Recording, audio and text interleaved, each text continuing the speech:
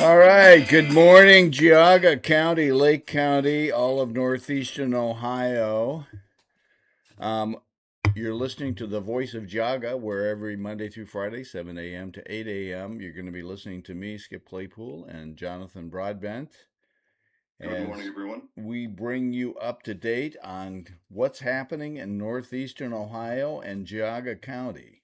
And we've got a real interesting topic. I've been kind of reviewing the news, Jonathan, and it's no wonder why our citizenry is so confused and makes bad decisions. I was looking at multiple newspapers over the weekend and at some of the goings on in our county, in Geauga County, and I see that Russell has a $4.8 million carryover. That's huge. That's all property tax, and that's one of the reasons we need to get rid of property tax because um, it's not easily managed and it's extremely confusing. And the media is putting all kinds of misinformation on in the media about it, and they've asked nobody from the other side for any input. The only ones that are being kind of fair-minded about this is the Voice of Geauga newspaper, that new newspaper that's come out in Geauga County. People ought to be supporting that newspaper, by the way. There's also an article on in a lawsuit filed by this guy by the name of Claypool. There's also an article on ADP and the contract, which is the auditor's contract with, in this case, Newberry. We all know that there was an article or a story recently about abuse of ADP, alleged abuse of ADP of Russell Township. And so there's all this information in the paper, which is so um, goofy and wrong, and I'm wondering why it is, or there's no wonder why it is that our citizenry is so confused, and we'll get into some of the details. So I'm making these claims and allegations. But before I do that, I wanted to mention the fact that we have a new sponsor.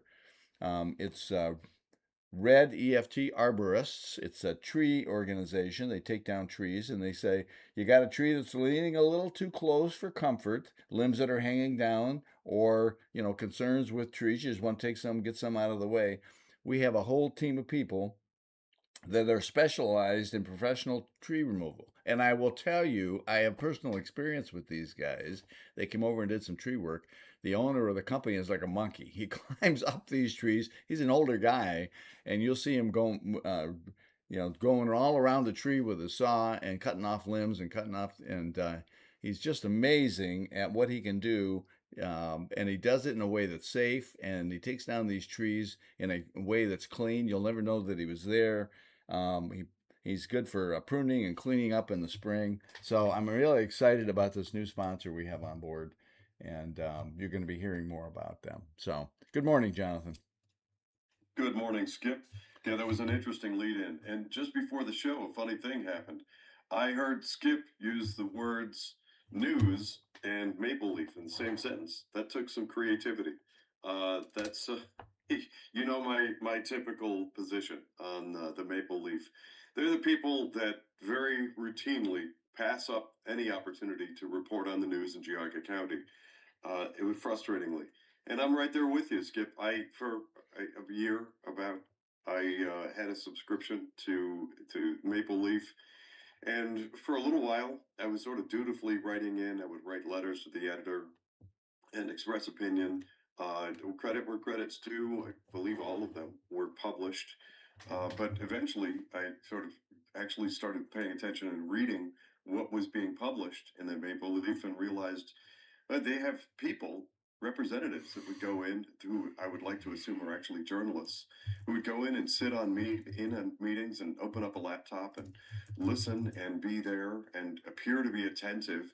And then lo and behold, time after time after time after time, they missed the news. They missed actually reporting on the things that were happening in Geauga County.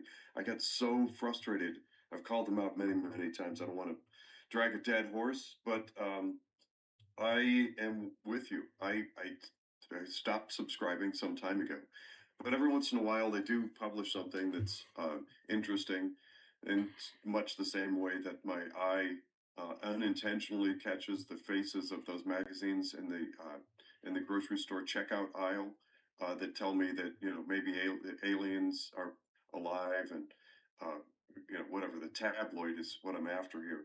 They act like a tabloid, but I do agree that this Russell Township thing is an issue, and I want to focus on that for a moment and make sure that everybody understands what's meant when they talk about a $4.8 million carryover. A carryover means that they collected more taxes than were needed. Now, but let's be clear and pause for a moment and define needed. Many of the things that places spend money on, and I don't actually have a list in front of me, but I'd be happy to spend some time going over how and on what Russell Township spends money. I'm willing to bet that there's a lot of fat that could be trimmed in Russell Township's budget, which means that they collected a huge amount of taxes and they spent a huge amount of money, but they still ended up with a lot of money in the coffers that they didn't spend.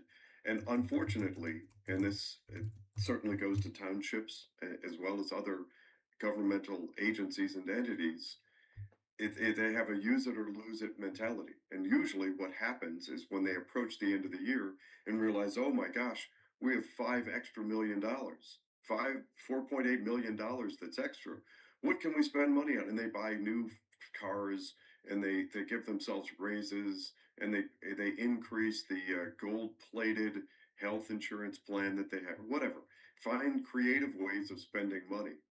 It sounds to me like what happened in Russell is maybe their creativity ran out and they they couldn't spend fast enough and ended up with a $4.8 million carryover. That's just extra on top of whatever they budgeted and spent last year. If I were a resident of Russell Township, and this is my encouragement to you, if you're in or know people in Russell Township, start doing the digging. If you're like us, if you're like me at all, and talk about Doge. Remember Doge? What where's Doge? Where are all my Doge people out there? Start digging. Because if you start asking questions, you're going to find answers.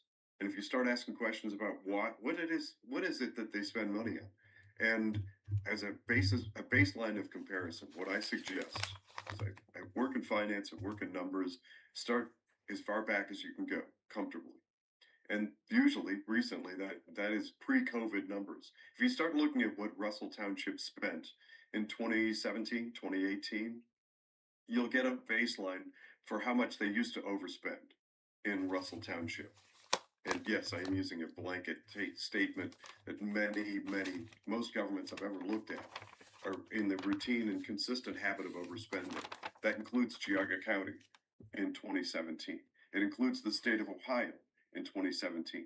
And I'm willing to bet that it includes Russell Township in 2017. So if that's your baseline, and if they were overspending in 2017 and you look now, compare the current budget, I'm willing to bet it's probably 40% higher. And on top of that, they managed to have $4.8 million that they couldn't creatively spend. Yes, I am making some assumptions and I'm making some guesses here, but I'm doing so in order to encourage other people to do that for Russell Township and do it for wherever it is that you live. While you're at it, do it for your local school district. That's a big part of why we created, I'm one of the co-creators of Ohio's Academic Accountability Project. One more thing, and then I'm going to give it back to Skip, and then I know we're planning on going into ADP again. The it's fundamentally important that we, the people, pick up the mantle of this and start asking questions. Just know that the chances are very good that when you start asking questions of some local government, your school district or your township or otherwise, there will be people that will show up and they will use name calling. They will try to throw a bunch of smoke and try to point fingers and start using name calling to try and shut you up. The thing to know and take with you, please, we the people, my fellow Americans, is that that is done in order to stop debate and silence people and stop people from looking into things like a budget. Back to you, Skip.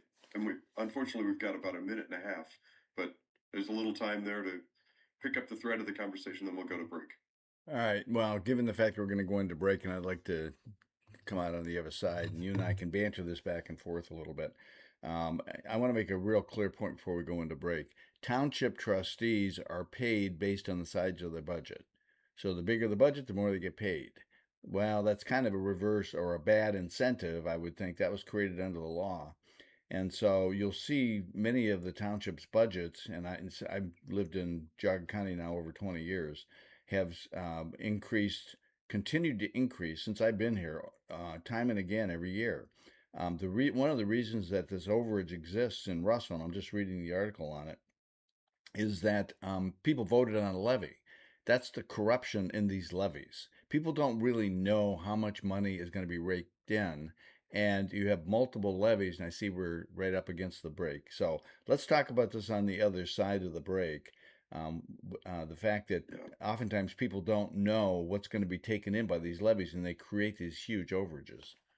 Yeah, that is an inherent disincentive. Remember, you can join the conversation at 440-946-9468 or join us online on Rumble, YouTube, and Facebook. More on the other side of the break.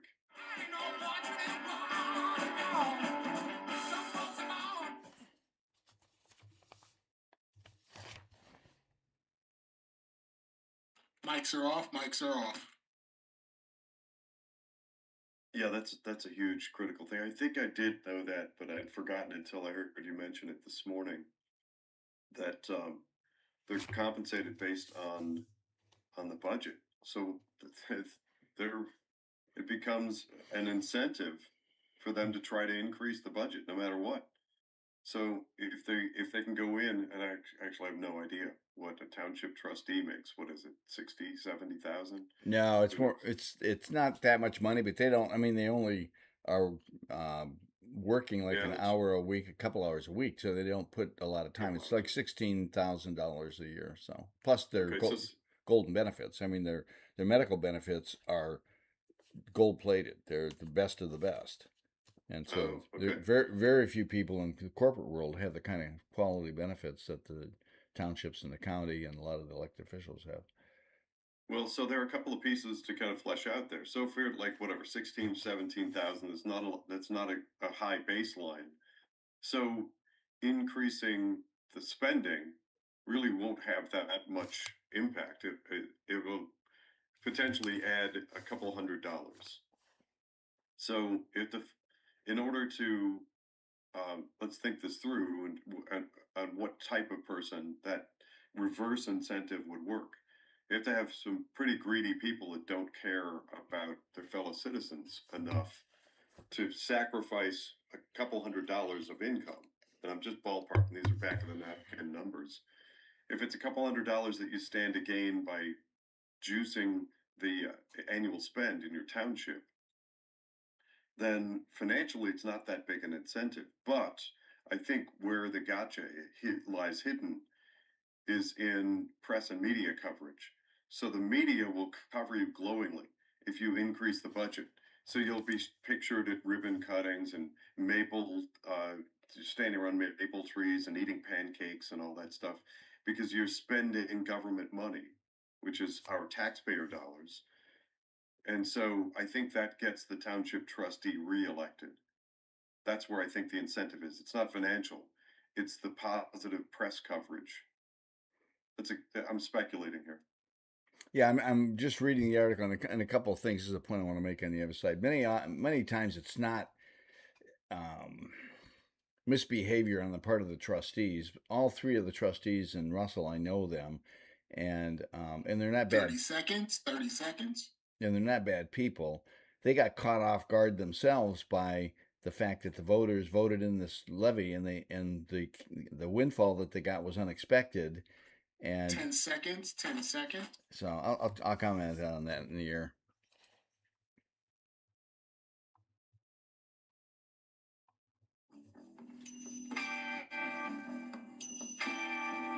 Welcome back to Voice of Geauga on WINT Radio, 101.5 FM, 1330 AM.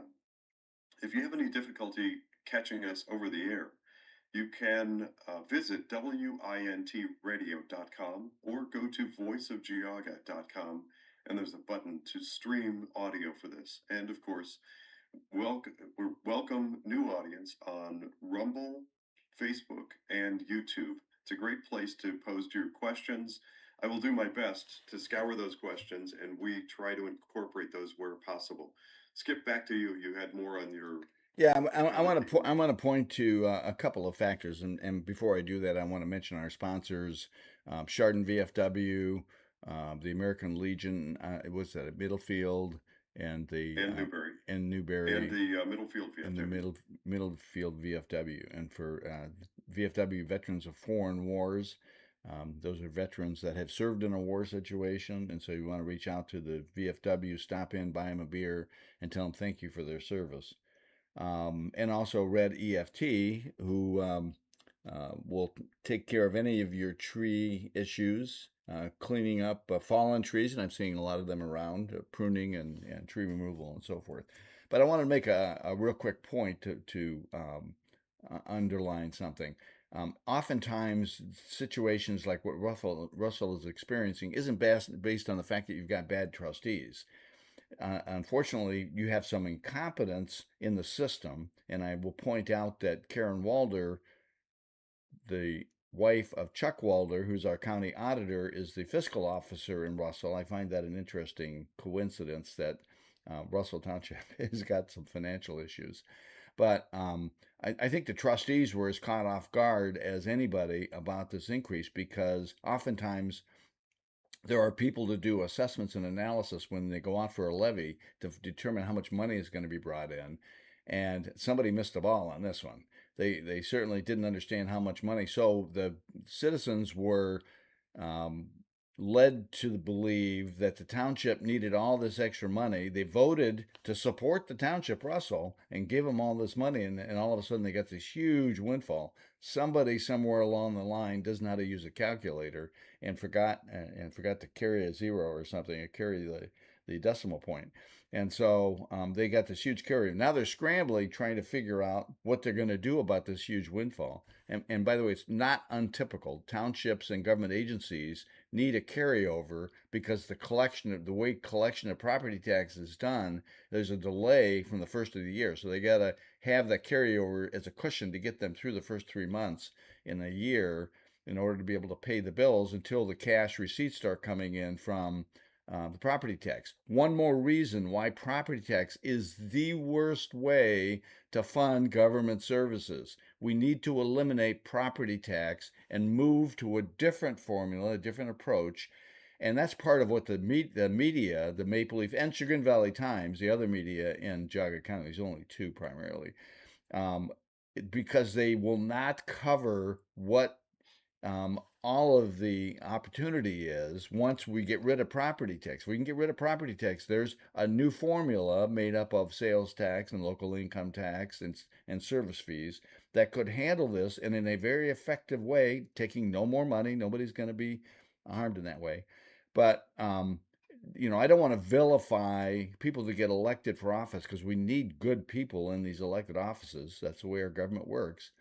I don't want to vilify them without cause, but as I'm looking at this situation, having been a trustee in the past, I understand the levers that have to be pulled here. That they clearly misunderstood what the needs were. They pushed for a levy, and again, levies are horrible because of the delays and confusion that exists. You've got 3 or 4 levies that fund a given agency, and so you get confused over the timing. There's a 2-year, a 3-year, there's all these. It's very confusing situation.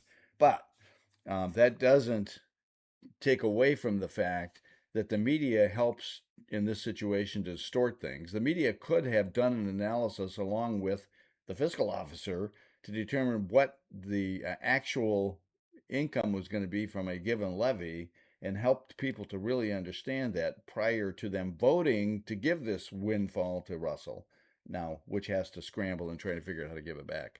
So that is part of the complex, contorted corruption that exists, and it's some of it unintended, some of it probably intended.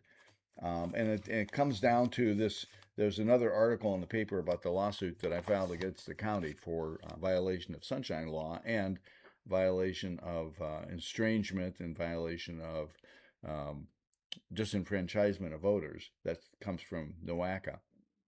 And so there was a complete I don't want to say distortion, but misinformation in the paper regarding that particular lawsuit. In addition to that, you see this piece on ADP, and Newberry now is wanting to enter into a contract with a government agency, ADP, Automatic Data Processing Organization, which is that organization is led by the county auditor. And the county auditor is out right now promoting misinformation. Well, it's not, this is really goofy because he's providing correct information, but incorrectly. And so nobody in the government, who are all for some reason incentivized to maintain the existing property tax solution, want to talk about the options and the alternatives and the pros and cons. So there is another side to the coin on property tax, on the whole taxing situation, and our auditor won't even talk about that, won't broach it, won't even get into that situation. He just talks about how the current system works, and not well, I will add. The current system does not work. Property tax does not work. And so, for anybody out there listening, driving into your work, I know you're spilling coffee all over your lap as I'm saying this, but property tax is horrible. And our entire machine, the government cabal, is trying to maintain that machine. And you have to ask the question, thou dost protest too much. Why are you not allowing an open debate discussion and welcoming that? Let's have that discussion. Let's talk about alternatives to property tax. But the I cabal will think it's not talk obvious. about that. The cabal will not talk about it. It's part of this machine. The news is in on it, and the government is in on it. And now you see this thing with Russell going on. I'm not sure if we'll get good information about that. They're scrambling to try and figure out how to make up for the fact that they just got this windfall, and by the way, the budgets are probably too high. They're spending too much money on certain things. So it's a combination of factors. And how the heck can the average citizen sort it out? I don't know. It without good information, like what you're going to get from Voice of Geauga, and we're working on a new paper which will deal with some of this. Um, there's no hope. Well, as a starting point, you'd like to assume that media out there, and this includes the Maple Leaf and others like them, the Chagrin Valley Times, as a starting point, here's the thing to look for. Did the author of the article, the supposed journalist, ask the other side of any given issue for feedback? So, what real journalism looks like, if you're reporting on something like property tax, and you go to somebody for an opinion who gets paid from property taxes, like our county auditor, Chuck Walder gets paid, his income comes from our taxes. And asking him, hey, would you like to maybe change the way that the taxing system works? Because many Ohioans feel abused by it. Of course, he's going to say no, but that's okay. That's his position. Where the Maple Leaf and Chagrin Valley Times and other papers go completely off the rails is never asking anybody from the other side of the argument, like we the people. Maybe, here's a wild, crazy idea. Maybe, Maple Leaf, maybe ask we the people, hey, what do you want? What's your position on property tax? That's where they completely went wrong. Skip saw it a couple of weeks ago, and I didn't go to it, but there was some sort of event held in a library where a whole bunch of people paid from property taxes all got together. And I don't know who it was. It was Chuck Walder and a bunch of other people. There was a township trustee out of Bainbridge, the Paid from property taxes, superintendent from Kinston Schools, paid from and property taxes. yeah, all of them were on board with the whole problem, and the League of Women Voters, which contorts and totally distorts information, generally speaking. Well, yeah, we've And already so, gone through. There's actually been a proposal. We're coming up on a break, so I'm going to speak quickly here. There's been a proposal that would perhaps bring League of Women Voters back to the center. And I'm just going to interject that really quickly. What somebody has proposed is at the conclusion of every debate that they hold, take a big picture of all the questions that were submitted because it's routinely uh, alleged, and I've seen it myself, that they cherry pick only the questions and steer the conversation in a direction that they choose. That's abuse of power. That's abuse of League of Women Voters. They stand accused of that, and so far for years they have not answered that accusation. We're coming up on a break. There's some great questions and comments that I want to get to in Rumble as well. Remember 440-946-9468 to join the conversation. More on the other side of the break.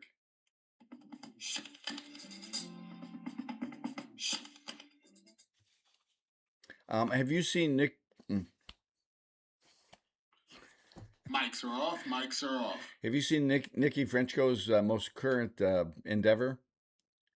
No. I think it's very creative, and it might just give her, I don't want to say an edge. I mean, she's got a huge mountain to climb, but it is very creative and likely to give her, stimulate a bunch of funding for her. Yeah, what's it look like? And so I'll have to send you the link. It's a picture of her on the nude beach in St. Martin with all the parts covered up. And it says Nikki Frenchko exposing herself. And then it's very provocative looking, very professionally done.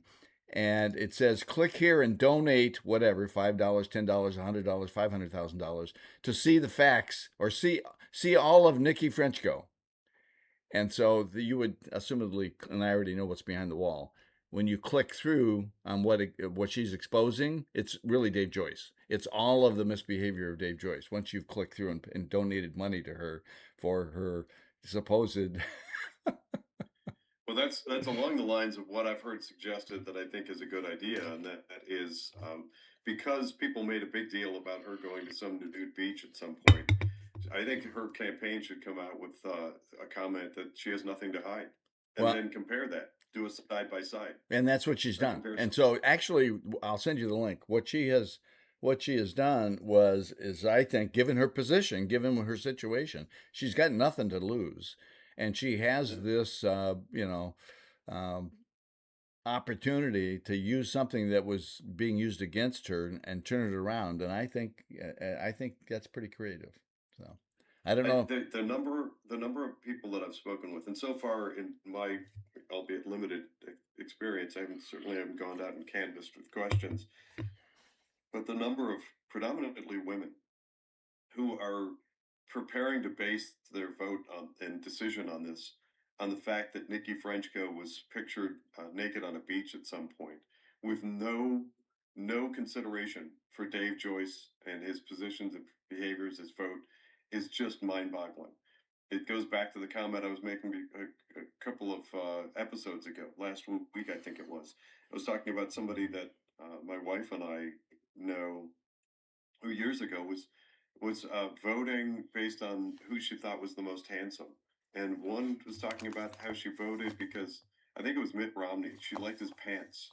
He had really nice pants. Like that's terrible. It's just flat out terrible. People need to do a much better job of informing themselves. I mean, slate card, just following the slate card has proven detrimental and bad enough, but the outside, it's just chaos when people are like, oh, I like their hairstyle, so I'm going to vote for that person. It's just mayhem in our voting system. It's no good. By the way, this last levy voted passed by 40 votes in Russell. 40 votes. Yeah, that is no good. We need to have 30 seconds. 30 seconds. we need to have better people out there communicating in a better way on what it all means.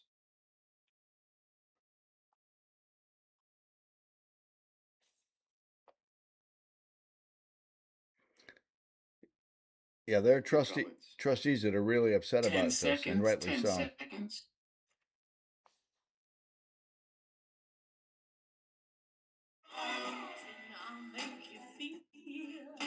Welcome back to Voice of Geauga with Skip Claypool, myself, Jonathan Broadbent, and we are talking about how to try to rein in budgets. And at the same time, we're covering news media because wouldn't it be nice if news media would drill down and try to find the facts? Sometimes a good analogy works.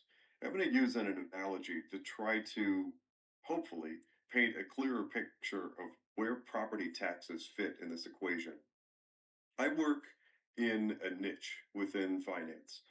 I work with a number of law firms and accounting firms, all kinds of different types of companies, human resources and payroll companies, and I work in trying to rein in Wall Street. I'm just going to put it that way. I was invited into some conversations years ago at a very large law firm. And the law firm's starting position was that our finances are in order. We understand everything. We're good. We're the lawyers. We're super smart. We're the smartest people in the room. And I met several times with the senior partners of this law firm. And they are very competent, very intelligent people. And we had a series of conversations, and they were certain that they had drilled down and successfully negotiated a very good deal for themselves with Wall Street firms. Well, I finally convinced them to let us go in and examine the books and go through all the records and finances, and then presented a report to them. The report showed that there were huge amounts of money that they couldn't see. They were not aware that they were paying vast sums of money. The law firm actually turned around and sued the prior providers. These are people that they felt for a long time. They had their thumb on it, they had their finger on the pulse. They knew what they were paying, they were in good shape, they had good contracts. My reason for bringing up that personal experience that I had is property taxes. Property taxes are very complex, they're very convoluted, and even many people who have an accounting background struggle to figure out what they do, how they work, who gets paid, how much. It is very different than a simple flat tax that people who get paid out of tax dollars, tax revenue, often hate. They hate the idea of everybody understanding their taxes. So, property taxes in Ohio are very complex, I think, for a reason. It allows for massive amounts of hidden, obscure dollars to be shuffled around, and then as a result, you get people who are willing to pass levies. They may look around them and think, wow, our taxes are really, really high. And it's frustrating, but I don't understand them, and it's out of sight, out of mind, and it's sort of this cloudy universe that nobody really wants to wade into. But then they hear, hey, if we don't pass this levy, then police and fire is going to shut down, or your children won't get an education. That's fear mongering, and many times they go out there and vote in favor of that levy. I'm guessing that's probably what happened in Russell Township, that people don't realize how much they're paying and how much many of these organizations and entities are actually overfunded. If there were a good system of line item and you could look at how much it costs to run a fill in the blank, some department of government, if you actually knew what a reasonable cost was, and then what would you do, Russell Township, if you realized that you're already triple paying that amount?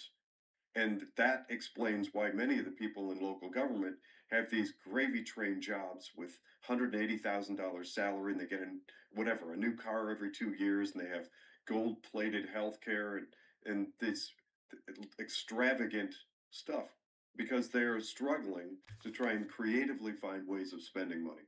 Anyway, that's an analogy I wanted to throw in there. There is a comment from Gardens CH. Great information we need to know so we can share accurate facts. I think that's in reference to Voice of Geauga, radio, podcast, and newspaper. Darafy says, for the chat, in case you haven't heard, Nikki Frenchko is going to be at the Beans Coffee Shop on Chardon Square this Saturday, the 28th, at 10 a.m. for a meet and greet. So that's interesting. Want to go and meet and ask questions of Nikki Frenchko. By the way, don't forget to go back to, what was that, Friday? No, Friday was Abby King. Last week, I forget which day, I think it was Wednesday, Nikki Frenchko was guest. You can go back and rewatch that show. It may prompt some questions.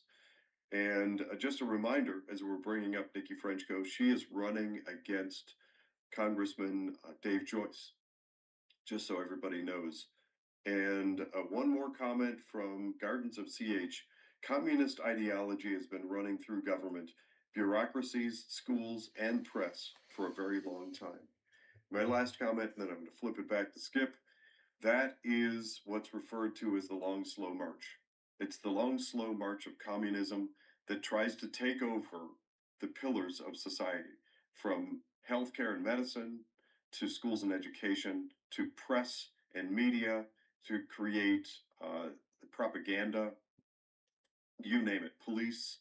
The objective is to invade and take over all the important pillars of society, and that includes churches. There are churches out there that have been swayed. They are embracing communist and Marxist ideologies. So be on the lookout for those. I think you're spot on, Gardens of CH. Thanks for the comment. Back to you, Skip. Yeah, I mean, I'm always cautious and careful and about judging people, through the communist lens. Although there's a bunch of that out there. I know within NOACA and within, parts of large blue cities, there's that whole common theme. In Geauga County, we kind of want to think that we're special, and we are. And we have a lot of good people, and I know the three trustees in Russell, and I know they're good people. Um, One I have to giggle at, who just got elected. I'm still trying to figure out how to get my head around Amy's situation. But that aside, we have a lot of good people. They go into office, but we have a system that, number one, requires conformance. And so if you are not part of the team, and playing with the team, then you get vilified, and you might get somebody to primary you in an election, whatever the case is. So there's a lot of pressure to kind of conform to the system, and that's part of what I think was going on probably in Russell. And everybody wanted to do good things. They were being told by their staff, the fire department, police department, the road department, all this good. Oh, we need money, and this is typical in human nature, kind of a thing. Each department wants to, of course, try to get a bunch of stuff done, some of which I'm just reading. The road department in Russell wants to put in a bioswale, which is being forced on them by the EPA. Well, that's part of the stupid confusion and corruption in the system. These bioswales are ridiculous, and the EPA in Ohio is kind of pushing this on Russell, and so they have to react to it. And so, and the guy who runs the road department is commenting, well, we have multiple ways of handling that. Of course, the bioswale being the most expensive way to do that. And so I say all that. I mean, that's a complicated way of saying, these guys are working through a complicated situation. They obviously screwed up. They're taking in too much money. The one thing I don't see anywhere in any of this article is the fact they don't have to take all the money. So if you've got a levy, you can um, set aside collection on a part of that levy. If you've got too much money coming in, you just tell the voters, we screwed up and we're just not going to collect it all. And that's an acceptable thing to do. I'm not seeing that in here. I'm kind of confused as to why they're not saying that in there. But, it's a real challenge because we have certain communities which are obviously wanting to suck up every dollar and get people to pass levies to spend money on ridiculous things. And we have other communities that work hard, and we need to watch and we need to reward those communities that are working hard, trying to improve things, and then smack those communities like the library. The library years ago, and my one biggest regret in being a commissioner is I didn't side with Ralph Spitaleri in pushing back on a library levy because it was a huge levy at the time.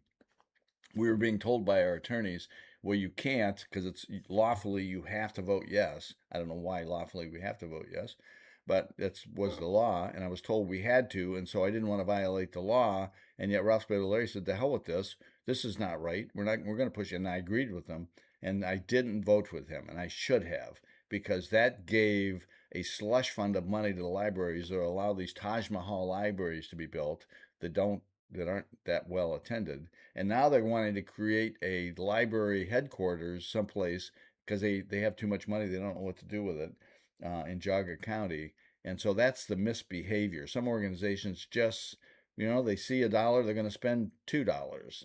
And that's the problem we've got as citizens. We have to pay attention to that because that is human nature. These organizations want to go out and spend all this money and make themselves look good. If they build this new headquarters, I can guarantee you somebody's going to be there at the ribbon cutting.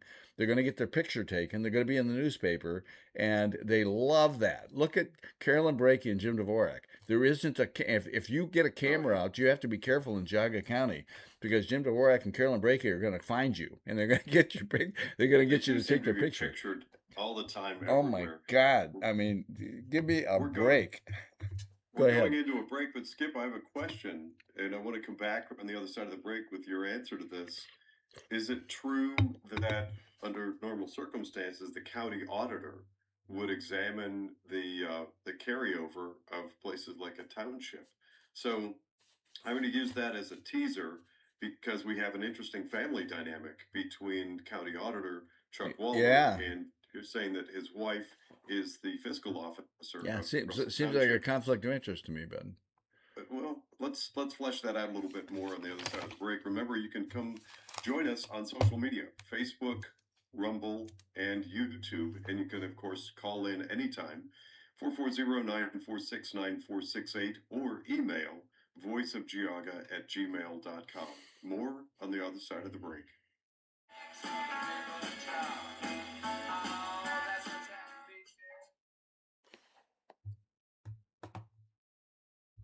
Mics are off. Mics are off. Yeah, Gardens of CH says, yes, churches are a mess. They are. Thank you, Voice of Geauga, for standing on the front lines. Yeah, the Methodist Church, I left the Methodist Church because it went off the rails.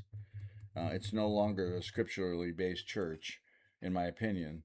And primarily with decisions that are revolving around, first of all, if you're scriptural, you generally wouldn't attend a church that's led by a woman. That's not a sexist comment. That's just scripturally, men are supposed to lead the church. And the Methodist Church has gone full on. The Methodist Church here in Chesterland is got 2 lady pastors, both fine ladies, but shouldn't be pastors from a scriptural standpoint. But they also went off the rails in terms of the whole topic of homosexuality and so forth. And so it's a big concern to me. Virtue signaling, and the whole social, what do they call that? Social justice and all that stuff. That's the communist Marxist influence coming into the churches. Yeah, it ends up doing the opposite of what the stated goal on paper is. It creates oppressor and oppressed. It creates a victim class mentality, and it just constantly pits people against each other. That you have this oppressor versus oppressed. 30 seconds. Based on immutable characteristics. Everything from propelling and promoting this constant dialogue around race, gender identity, anything to divide and split people. 10 seconds.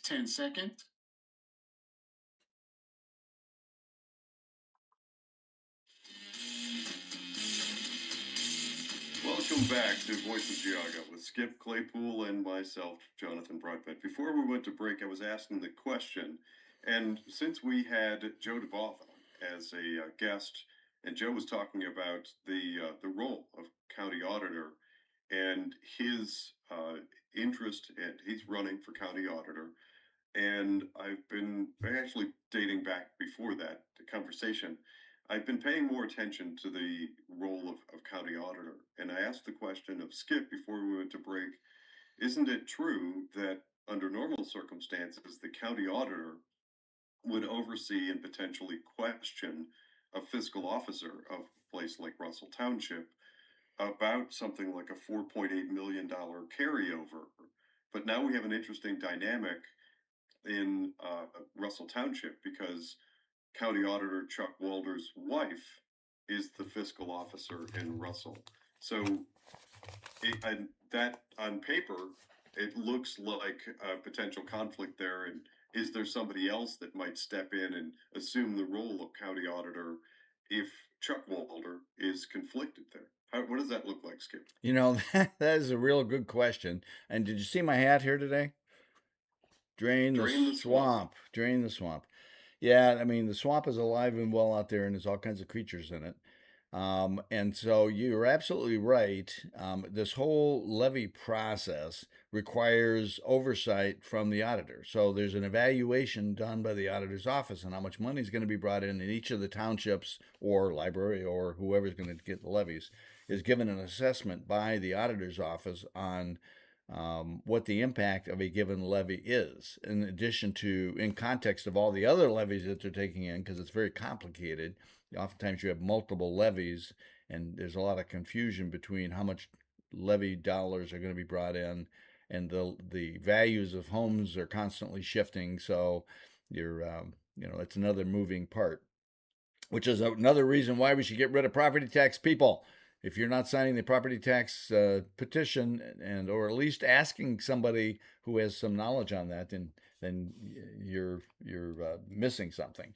But yes, the auditor is involved. In addition to that, he's on the budget commission, which is made up of the prosecutor, county treasurer, and the county auditor, who has oversight on each of the entities that have property taxes as their funding source. And so they sit down every year and they do a review of their fiscal situation, and then the budget commission gives them input on making adjustments. And the county auditor is now having to make comments to his wife. I hope they're getting along that day, because that you often wonder whether intentional or unintentional, if the county auditor is not providing input that is contrary to the best interest of the citizens in Russell Township. And so, I mean, that's not an accusation. That's, sometimes it's unintentional. If you've got a relationship with somebody, sometimes you make decisions consciously or unconsciously that you wouldn't necessarily make if you were dealing with somebody else. It was totally independent. And so that is a concern people should have. And I don't know what he does when asked the question about Russell Township and whether they should be passing a levy or not. I'm not sure if he recuses himself or not. That's a good question we should look into. I think we should ask that question. I mean, there are enough people in that office. I think he should be able to recuse himself and hopefully find some objectivity where Russell Township is involved. It is a spouse. You talk about being involved in complex discussions like that about levies and figuring out what is acceptable and what's reasonable. But that's got to be especially hard where your wife is involved. So I'm gonna break in because I just saw another article that comes to play here. So I'm looking at another article on Russell Township, and two trustees, Hoodemaker and Port, vote to give the road superintendent an $18,000 a year pay increase. That's a pretty good sized pay increase. 18,000. And in the midst of having a huge being flush with cash levy situation, it makes you wonder about their judgment. Yep. And It so, absolutely does. So, you start Skip, tying these dots together and you think, oh, are you kidding me? So that may go back and point to my earlier comment that maybe they were scrambling to try and figure out creative ways of spending the money as fast as possible. And maybe they pushed that through at $18,000 here and $21,000 there. And of my mind, I keep going back to that $400,000 office renovation that we rubber stamped for our county prosecutor. I went into the meetings to protest that. I think I got odd looks from commissioners, and I got into a specific exchange with Commissioner Brakey, and I think there was, in my book, there was kind of a roll of the eyes of like, why are you bothering with some small? That's $400,000. That's chump change. That's such a small figure. Why are we even bothering to talk about it? That's the impression that I got. And meanwhile, $400,000 buy a really nice home for some vet or something. It's a couple of bucks in everybody's pocket the next time they go to pay their utility bill or something. The $400,000, it's not magic. It doesn't materialize out of the ethos. Those are tax dollars that are collected from we the people. And the strange notion that we have people that get elected into office and lose sight of that and start suddenly focusing on how quickly they can spend money is just mind-boggling. Which brings us back to ADP, and ADP we brought up twice earlier.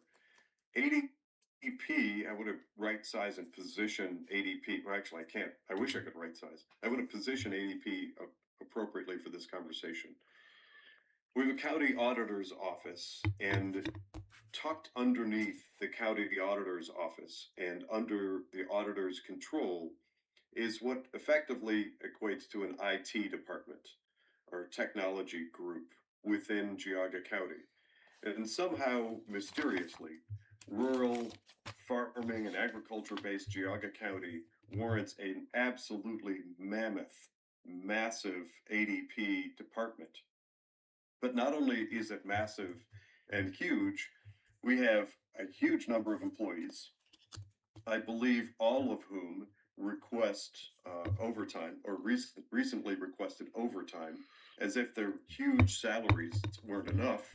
And this includes the administrator of ADP, the gentleman by the name of Frank Antonucci. So Frank Antonucci gets a big salary, but then said, on top of that, I'd like to have some overtime pay. On top of that, they get very high-end luxury benefits. And on top of that, Geauga County also outsources to other groups to do additional IT services. And on top of that, ADP apparently sends invoices to some local governments telling them what we did for you. And let's say they reinstalled the antivirus software in your computer or something. They're actually sending invoices, to my understanding, to some entities within Geauga County. That means absolutely monumentally huge budget. And what I keep asking is, do we secretly have like a satellite launching facility in Geauga County? Where is all the IT resources needed?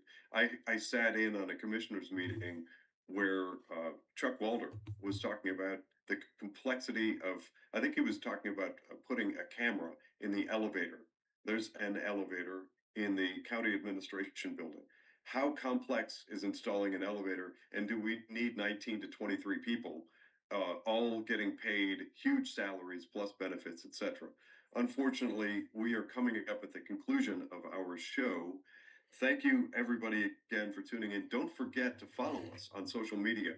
Like and share. The comments are greatly appreciated. Get other people paying attention. And don't forget to email voiceofgeauga@gmail.com. We need more people to get involved in writing So, Jonathan, editorials and commentary. let's talk more about ADP tomorrow. There's a lot to Yep. talk about that. So, see Great you all idea. tomorrow. We'll come back tomorrow with more on ADP. Bye, everybody.